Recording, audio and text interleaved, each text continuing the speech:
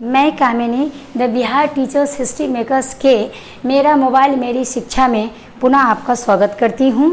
Previous class में मैंने class 12 के सिलेबस के बारे में जानकारी दी थी। फिर चैप्टर 1 मैंने स्टार्ट किया था जिसमें सॉलिड स्टेट शुरू किया था और उसका डेफिनेशन प्रॉपर्टीज ऑफ सॉलिड मैंने बताया था। ठीक है, एक बार मैं उसे फिर से रिमाइंड कर देती हूँ कि जिसका आकार और आयतन निश्चित होता है, जो मजबूत आकर्षण बल से बंधा होता है, वो क्या होता है? सॉलिड होता है। उसके गुण के बारे में मैंने बताया था कि जिसका आकार, आयतन और शेप तीनों निश्चित होता है, जिसका डेंसिटी हाई होता है, मेल्टिंग पॉइंट जिसका हाई होता है, शार्प होता है, जिसके कांस्टेंट पार्टिकल में मजबूत आकर्षण बल होता है, जिसके कारण वो रिजिड एंड हार्ड होता है। और वो सबसे बड़ी बात मैंने एक बताया था कि ये ऊष्मा और विद्युत का सुचालक होता है। ठीक है, और एक चीज़ वहाँ पर मैंने बताया कि अगले वीडियो में मैं बताऊंगी कि अब सॉलिड को क्लासिफाइड करके पढ़ना है। सो देखिए बच्चों, मेरे हाथ में एक मार्बल है और एक चौक है, दोनों सॉलिड है। देख रहे हैं आप, दोनों सॉलिड है, बट ये बहुत ज़्यादा हार्ड है, हम इसे तोड़ नहीं सकते हैं हाथ से। इसके लिए किसी पत्थर की आवश्यकता होगी, अधिक बल लगाना पड़ेगा और इसे आसानी से हम तोड़ लेंगे। ये चौक है। अब सवाल उठता है कि सॉलिड तो दोनों है, लेकिन एक क्रिस्टलाइन सॉलिड है जो बहुत ही हार्ड है, जिसे हम तोड़ नहीं सकते हैं, और एक एमॉर्फस सॉलिड है चौक, जो आसानी से थोड़ा सा बल ऐसे प्रेस करेंगे टूट जाएगा। तो अब यहाँ क्लासिफिकेशन की ज़रूरत है। सॉलिड तो दोनों है। सो बच्चों, क्लासिफिकेशन ऑफ सॉलिड में सॉलिड को हम दो भागों में बांटकर पढ़ते हैं। पहला है क्रिस्टलाइन सॉलिड और दूसरा है amorphous solid. Crystalline solid Hindi में बोलते हैं क्रिस्टलीय ठोस, और एमॉर्फस सॉलिड को बोलते हैं अक्रिस्टलीय ठोस।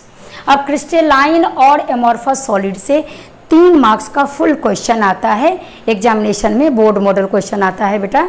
सो हम इसे बीच में पार्टीशन दे करके अगर इस तरह से पढ़ लें तो दोनों का डेफिनेशन भी हो जाएगा, उसकी प्रॉपर्टीज़ भी हो जाएंगे और दोनों का डिफरेंसेस भी हम जान लेंगे, और 3 मार्क्स का यहाँ एक क्वेश्चन जो अराइज होता है वो भी हमारा कंप्लीट हो जाएगा। 3 मार्क्स का क्वेश्चन हमारा ये अराइज होता है जो कंप्लीट हो जाएगा। सो बच्चों, अब हम ध्यान देंगे कि क्रिस्टलाइन सॉलिड क्या है, कैसे इसे डिफाइन करेंगे। तो क्रिस्टलाइन सॉलिड में इरेगुलर अरेंजमेंट होता है कांस्टेंट पार्टिकल का, और लॉन्ग रेंज ऑर्डर होता है।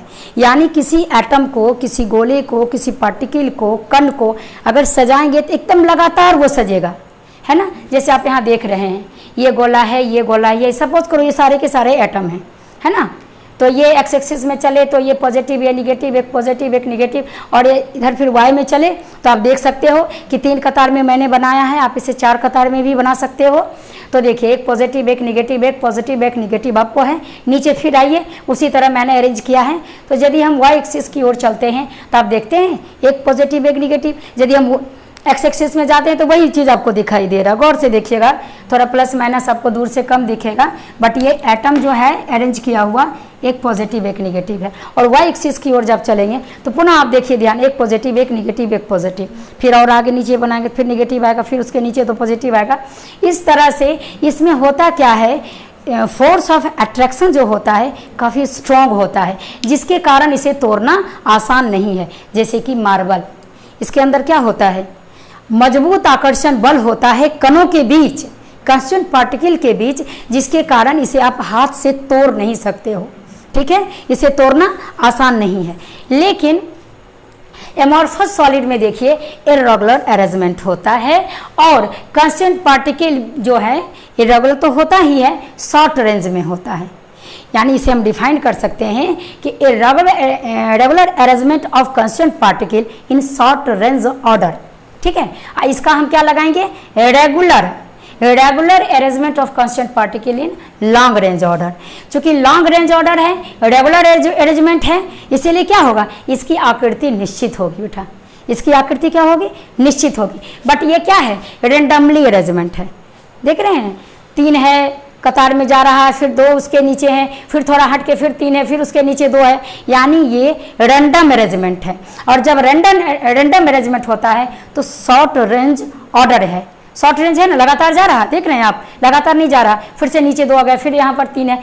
इस तरह से इसका शॉर्ट रेंज ऑर्डर के कारण और रैंडमली अरेंजमेंट के कारण फोर्स ऑफ अट्रैक्शन इसका कमजोर होता है, इसे तोड़ना आसान है। जैसे कि चौक को एमॉर्फस सॉलिड कहते हैं, शॉर्ट रेंज ऑर्डर होता है, इर्रेगुलर अरेंजमेंट होता है ना, इसमें वीक फोर्स ऑफ अट्रैक्शन होता है, इसे तोड़ना आसान होता है। अब आते हैं बेटा हम लोग सेकंड पॉइंट पर। सेकंड पॉइंट आपका है दीज आर ट्रू सॉलिड, इसे वास्तविक ठोस भी कहा जाता है और इसे सीरो सॉलिड कहा जाता है, छद्म ठोस कहा जाता है और इसे सुपर कूल्ड लिक्विड भी कहा जाता है। फिर हम वहाँ आते हैं, पहले इसको समझ लीजिए कि ये ट्रू सॉलिड कहलाते हैं।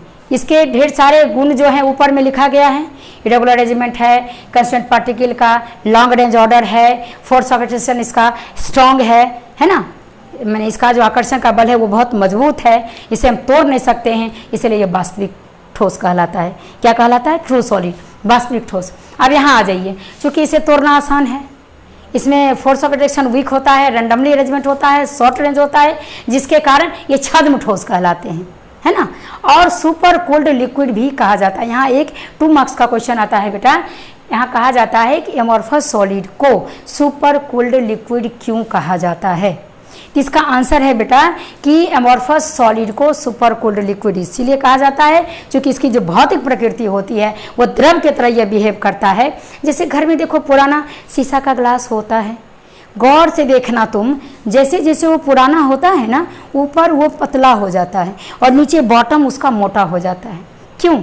क्योंकि लंबे समय के बाद उसका लिक्विड में क्या होता है? फ्लो का गुण होता है। सो टॉप टू बॉटम वो फ्लो करता है, इसीलिए उसका जो बॉटम होता है, पेंदी होता है, वो थोड़ा मोटा हो जाता है।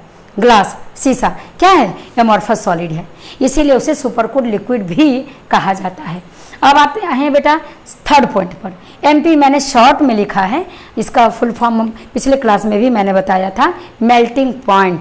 एमपी को मैंने शॉर्ट में यहाँ लिखा है, melting point of crystalline solid is definite. इसका जो द्रवणांक होता है वो निश्चित होता है। अब सपोज करो 120 डिग्री से पर किसी सॉलिड को कन्वर्ट होना है लिक्विड में, तो वो 120 डिग्री सी पर ही मेल्ट हो जाएगा, 120 डिग्री पर ही वो मेल्ट होगा। लेकिन एमॉर्फस में क्या होता है? ये निश्चित नहीं है। अगर एमॉर्फस सॉलिड को 100 से 120 डिग्री सी पे मेल्ट होना है तो कोई ज़रूरी नहीं है कि 120 डिग्री सी जाएगा ही, वो 110 पर भी मेल्ट हो सकता है, वो 105 पर भी हो सकता है, वो 115 पर भी हो सकता है। प्लास्टिक को कभी देखे वो धूप में छोड़ के? गौर से देखना, प्लास्टिक को जब हम धूप में छोड़ देते हैं, तेज़ धूप होती है, गर्मी का मई जून महीना होता है, तो पहले वो नरम होता है, नरम होने के बाद वो पिचक जाता है, और जब उसमें टेम्परेचर डाल करके जो रिसाइकिल हम लोग करते हैं, तो रिसाइकिल करने के बाद वो क्या होता है, जब ज़्यादा हीट देते हैं, ज़्यादा टेम्परेचर उसको देते हैं, उसको हम गर्म करते हैं, तो क्या होता है? वो मेल्ट हो जाता है। ठीक है, तो मेल्ट होके वो लिक्विड में बदल जाता है। फोर्थ पॉइंट हम आते हैं बेटा, इसे क्रिस्टलाइन सॉलिड को एनआइसोट्रॉपिक भी कहा जाता है। एनआइसो का होता है विषमदैशिक और एमॉर्फस सॉलिड समदैशिक होते हैं। These are isotropic. अब विषमदैशिक को हम थोड़ा डिफाइन कर लेते हैं। एक क्वेश्चन यहाँ आता है कि व्हाट इज आइसोट्रॉपिक, तो उसको कहेंगे कि फिजिकल प्रॉपर्टीज, इसको थोड़ा हम नीचे इलस्ट्रेट करके लिख दिए हैं कि physical properties are different in different direction. और इसमें क्या होता है? Physical property is same in different direction. तो सपोज करो कि किसी पार्टी में तुम गए हो, तो एक जगह कतारबद्ध है, रेगुलर अरेंजमेंट में है, पहले पुरुष बैठे हैं, फिर बच्चे बैठे हैं, फिर महिलाएं बैठे हैं, फिर उसी तरह दूसरा कतार लगा हुआ है। तो तुम जब एक एंगल से देखोगे तो पहले तुम अगर पीछे से देखते हो तो पहले तुम्हें महिलाएं, फिर बच्चे, फिर बूढ़े दिखाई देते हैं। लेकिन जब फिर दूसरे एंगल से देखते हो तो पहले बूढ़े, तब बच्चे, तब महिलाएं दिखाई देते, यानी डिफरेंट आपको दिखाई देता है। जितने एंगल से देखते हो डिफरेंट दिखाई देता है। बट एमॉर्फस सॉलिड में क्या होता है कि वो फिजिकल प्रॉपर्टी जो उसका सेम होता है, जिस दिशा से भी देखो। जैसे बफे सिस्टम में जाते हो ना पार्टी में भोज खाने, तो बफे सिस्टम में क्या देखते हो कि सभी बूढ़े, बच्चे, मर्द, औरत सब एक जगह खा रहे हैं। अब किसी भी एंगल से तुम देखते हो तो तुमको सब एक समान दिखाई देते हैं। एक ही जगह दिखाई देगा कि बच्चे भी हैं, बूढ़े भी हैं, महिलाएं भी हैं। दूसरे एंगल से देखते हो फिर देखते हो बच्चे भी हैं, बूढ़े भी हैं, महिलाएं भी। तो ये वहाँ पर थोड़ा सा फिजिकली तुम लोग को देखने को मिलेगा कि जहाँ पंक्तिबद्ध कोई काम हो रहा है, अरेंजमेंट हो रहा है, वहाँ फिजिकल प्रॉपर्टी डिफरेंट होगा डिफरेंट डायरेक्शन में। बट जहाँ रेंडमली है, कोई रेगुलर ऑर्डर नहीं है ना, वहाँ देखोगे कि फिजिकल प्रॉपर्टी सेम होता है डिफरेंट डायरेक्शन में।